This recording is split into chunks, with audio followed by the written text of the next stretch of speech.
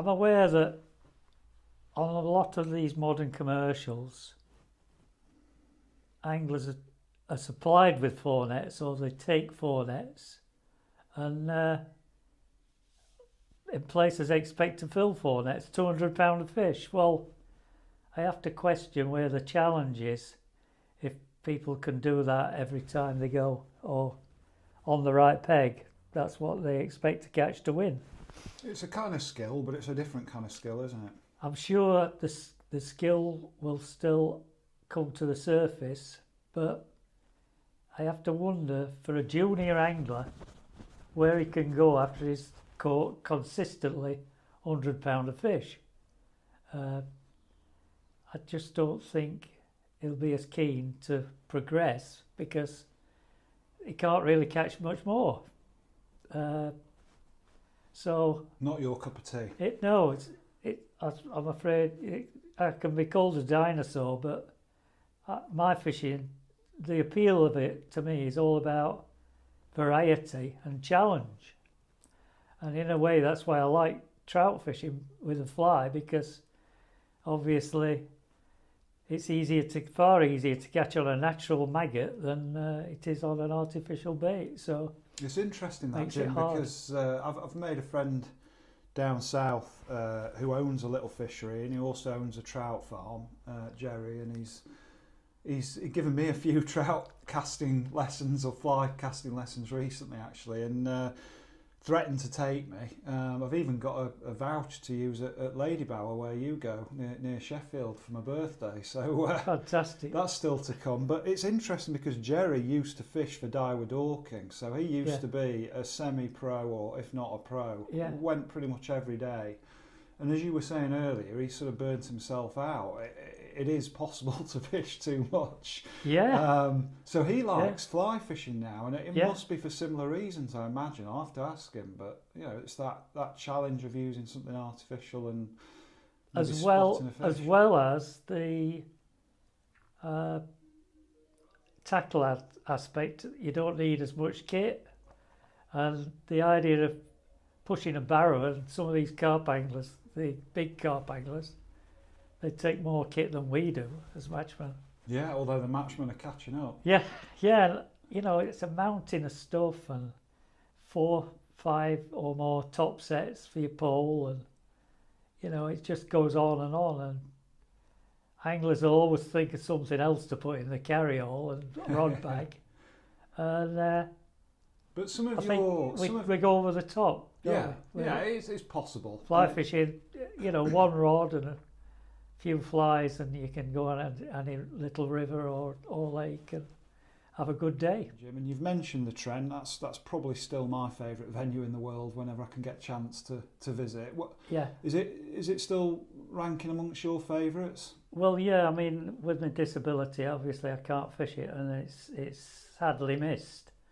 I fish a local Stillwater and have another one as a backup. But I used to fish Longhiggin and Burton Joyce. Longhiggin mostly. I just liked it. It was a bit deeper and a bit slower than most Trent venues. The upper Trent I quite liked, and middle Trent, same. But Higgin,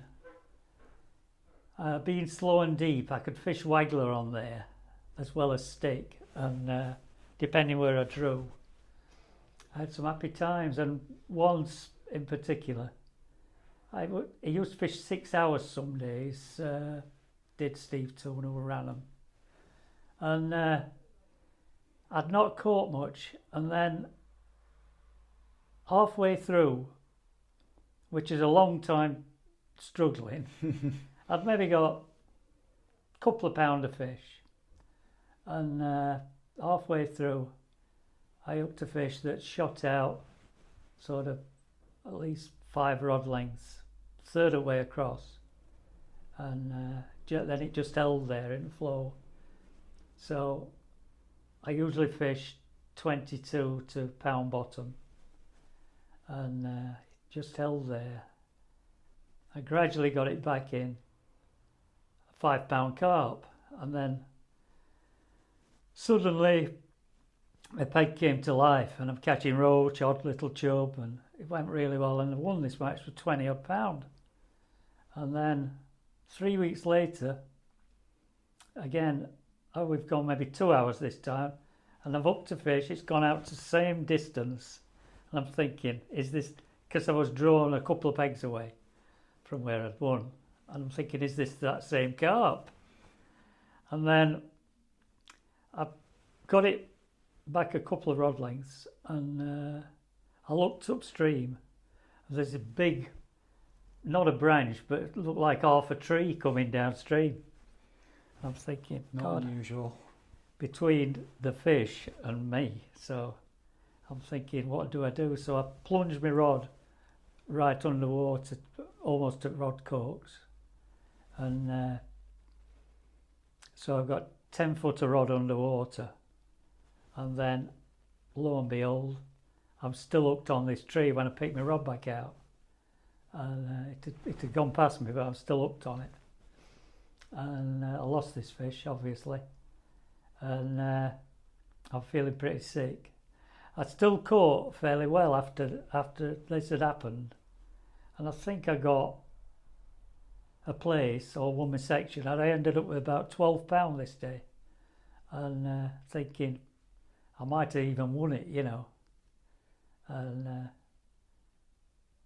not knowing what had happened. But that just shows how 2 days can be one tragic and one a success. One magic, yeah, tragic and magic. Yeah. I think that's, you know, again, it makes the successes all the more sweeter when you've had a bad day or a bad run. I mean, that's a good recovery as well from losing that fish. There's no feeling, is there, like losing a big fish, that what if, that what was it, all the questions. And well, exactly. The worst one, I was in the ACA Celebrity Masters thing, posh sounding title, but not a very good result I had.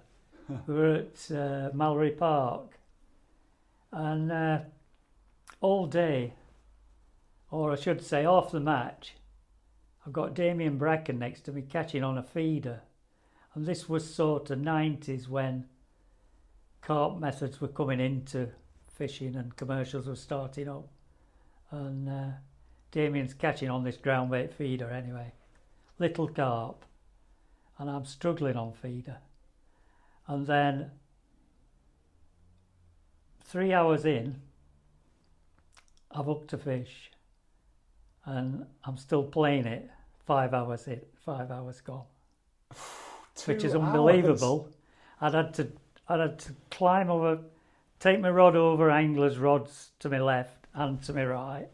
Kevin Asher shouted across, "They're supposed to pull it," you know, wind in, get pulling it, and got a bit of stick. And I just couldn't get anywhere on this fish, and I'd got £4 line straight through. Which for you is like industrial. Yeah. I'm sort of, you know, trying to scale up a bit. And it was a good line, a Sill Star line, and a dark brown line, really like a Maxima version of Sill Star. Anyway, I'm in extra time then, so it's coming up to 15 minutes after, which is like your limit to play a fish late caught and late hooked, and I put extra pressure on at a stage where it's under my feet and big clouds of mud are coming up as it's scraping bottom, which I couldn't believe for a start. And I'm just thinking, well, I've got to try and land it, or it don't count. And then it bust off. So it cut me off on my hook against my hook knot against the spade. Oh. So I just suicidal at that point. You never saw it? No, I never saw it.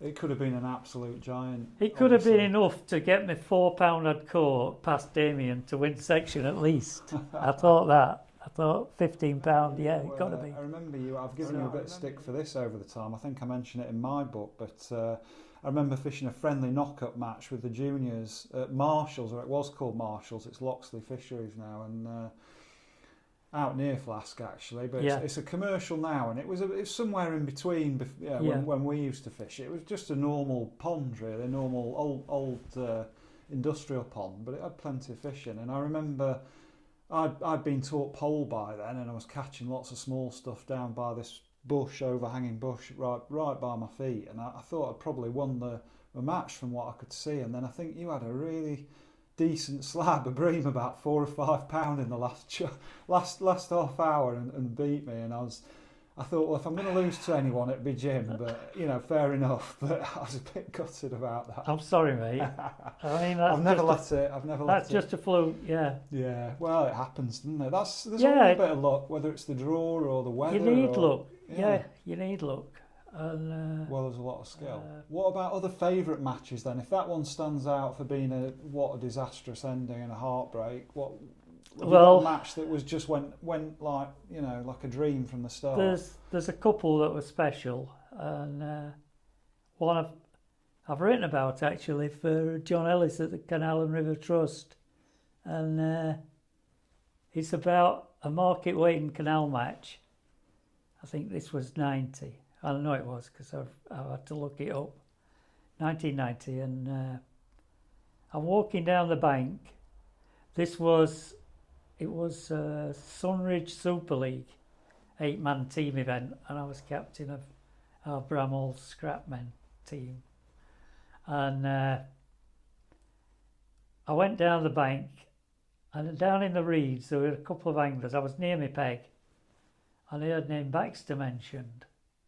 And next comment, this other guy said, "He used to be good, but he's no threat now." And I thought, they've got to be on about me, because they were in my section. And anyway, this day, the canal was in a bit of a state. There were a lot of coloured, and there were a lot of reeds, and sometimes got brackish water in there, I understand. And so I set up waggler pole and straight lead, or bomb, as we call it.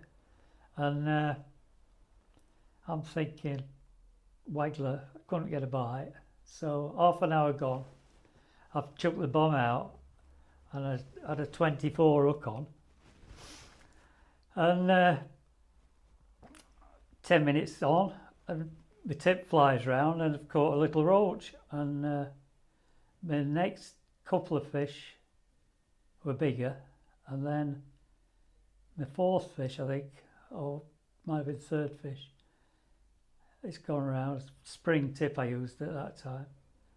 And it flew round, and I'm attached to this fish, and it came up in the middle, and I just happened to have Angler's male photographer with me at the time, and I said, "If this fish ain't £2, I'll show you my arse." And that tells you, I wouldn't normally say that, but I was that giddy at the size of this fish I saw. Anyway, I netted it. I thought, it's not as big as I thought, quite, but it weighed £2 half an ounce. So that saved any embarrassment. Skinny too. And yeah, and I had another roach that day. I stuck with bomb all the way through, and I had another roach, I'd say £1.10, and I only had, I think I counted 9 roach and 3 little eels, and I weighed £8.10, I think. So I won this match comfy, and Andy Kinder, who was still quite young at that time, he came third or fourth, and we won the team. So I thought, well, that's silenced my critics, whoever they were. I never knew who they were. Maybe they'll see this if they're still around. Well, I hope so. And leave a comment. And give me a ring. Yeah, I'll give you a ring. A similar match in a way, a flooded Witham. We had a Super League match, 60 fishing maybe, and I had, I think, 1 roach or no roach, and then first or second bite, I'm thinking, this is not a small fish, and I had a £2 1.5 ounce roach, and I finished up with £5. I caught a few roach after it, and then after mid-match, nothing. Nobody caught hardly anything. And so I won this match with £5 odd. And this to me... £1 odd came second. Oh, wipe the floor then. Well, it was just that fish. I mean... that made it. What's fascinating me about this, Jim, and for me this is part of the magic of fishing, because people hear you and think, how does he remember what he caught on his second cast, or how big the fish was to half an ounce, or what his final weight was, or who he beat all these years later? But to me it's because A, you've got a good memory and you've always been into your fishing history, but B, these memories will be ingrained forever, right? Because you enjoyed it that much, or it was that special on the day. You're never going to forget. Some of the ones I've talked about, John, I have remembered, but a lot of it I could have never remembered. But for those books over there, yeah, I've kept at least 10 diaries. Yeah, and you record the best bits. You don't write about all the long hours when you're not catching. But yeah, if I've done anything significant, I've written it up and enjoyed writing diaries, or journals. I mean, I sometimes keep notes on my phone these days after the matches, and it's we sometimes only have 12 of us or whatever, and they're not serious matches. But to me, the memories are what's special, and sometimes you want to remember the fishing as well, like as you say, what the weather was like, what peg you drew, because we go back to some of these places and you get familiar with them. I mean, and patterns repeat. Yeah, sometimes. Sometimes, yeah. I remember we used to fish Rolleston sometimes on a Saturday above Newark, and we had some great days there. And I remember I fished stick float one way one week, and then I fished it a different way the other week, and I never wrote it down, and I can't remember the difference now. I couldn't remember the difference, say, 5 years after. Yeah. Because I didn't write it down, and just a little point, but an irritant. Yeah, slightly. What about bait? Because that's changed. I mean, it's unrecognisable these days. You can walk into a tackle shop and it's like a supermarket in terms of the choice you've got for bait, and a lot of it is factory made now. I mean, you more supermarket baits are used, aren't they? Yeah, I mean, back in our day, but certainly still when I was a junior, there were still people breeding their own maggots and with the theories on where they could get the best casters and doing their own ground bait. I've bred a few gozzers in my time, and got in trouble when my dad's been gardening, and he said, "What's that horrible smell?" It's some piece of chicken or pig's heart we used to use to get a blow and then grow gozzers on, and different things I could talk about. Well, I remember you with maggot breeding, but you saying it's all finished. Talking of nudity, you said the other day you'd feel naked without hemp. As regards the Witham, I used to use hemp religiously, and at a time when people thought we'll not bother with hemp in winter, and I used it all through, and not much, but a good handful of hemp.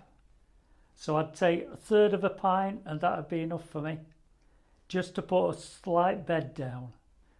And my diaries talk about 5 pouches to start. At the top end, maybe 10 pouches of hemp to go in at the start, and then just a few grains, maybe every 15-20 minutes, just a few grains. And that, I always felt, would get me at least a bonus roach, or 2 or 3 on a good day. And I remember Alan Scotton, when he was starting to get good, he'd be 20s maybe. He shouted up from about 4 pegs away, "How come Baxter always gets big fish?" But I didn't make any news about the fact I used hemp at that time. But that always caught me the odd bonus fish, and that could be difference between first and second. I was confident in, on a bad day, I'd feed pinkies, and on a better day, I'd feed pinkies and a few big maggots, and then on a good day, I'd leave the pinkies out and just feed more. Well, I'd feed 2 to 1 big maggots and against pinkies. But I was very confident if I could get fresh pinkies, I suppose that was my number one upbait. Bear in mind, we were fishing for like a lot of 1 to 2 ounce fish, and if you got 3 or 4 4-ounce fish in an hour, that'd be a good day coming up, you know. Yeah. First hour, I'd be happy catching 10 small roach, say, and take it from there, and you know, get a couple of good hours after 10 small roach, and then you'd be on for 5 or 6 pound. And a ground which bait, was often a low frame weight. Yeah, back in the day. It varied with ground bait. Winter, I'd only fish maggot and hemp, and a few pinkies. Especially fresh pinkies, I'd be happy with on 1 or 2 on any time of year. Yeah. Because you were fishing for smallish roach in the main. Bites, just wanting bites. Exactly. Get a few bites first, and don't feed heavy at all. The classic example is Dave Ashmore as a good feeder who's in the Waggler boat, and he'd say 1.5 pints maximum, or a pint maximum, for a feed through 5 hours, which I think is easily enough. That would make matches a lot cheaper than that. Well, yeah, totally different world though, John. You know, it was like a defensive style I had, and the bait, it'd be 1.5 pints maximum of bait, really, and maggots, and then just, as I say, a 1/3 pint of hemp. That'd do me now. Dave talks about this match when he drew next to Swinscoe in pound length, and Wayne had 10 pound and he fed 5 pounds of maggots, but Dave fed 1.5 pints of maggots and won the match next to him. Amazing. Yeah, so you know, his theory was fewer bait, the less bait I feed, more chance they have of finding me up bait. Yeah. And so it's not a bad theory. For the Witham it worked anyway. More competition. Yeah, but they were Trentmen coming and, you know, used to catching bigger weights, and the Trent was probably 1/3 better for roach than Witham ever was at that time, the 80s mainly. And I remember a lad called Barry Stokes, Rotherham angler, and I drew above him on a Winter League match. I fed what I thought was light, but every time I looked at him and I saw him feed with his catty, he was putting in 3 and 4 maggots. Huh. And he beat me 5 pound odd to 2 pound on that match. And then I remember another time I had a big weight, and it was a hard day, and I'm not sure if he won it, but he came close. Another winter match. So you know, you can get caught out even when you think you're feeding light. And that's the sign of a really good angler, isn't it? Someone who can turn up on a rock hard day, yeah, and still coax fish out of somewhere that seems barren to the people either side. Yeah, and really, I think feeding pinkies and big maggots, you could almost feed them together because they'd land, your pinkies would land shorter, so you're building up a near line and a far line. So I used to regard the hemp and the pinkies as feeding shorter than my big maggot line, which was maybe beyond 1/3, between 1/3 and mid-river, the big maggot line. And then if I'd strike and think my bait was intact, because I used to try and strike early on a bite, if I thought my bait was still okay, I'd always rest it on my near line, and that second strike on what should have been the worst line, really, would often bring me a better fish. Amazing, without having to recast or anything. Yeah, Just straight back in. Yeah.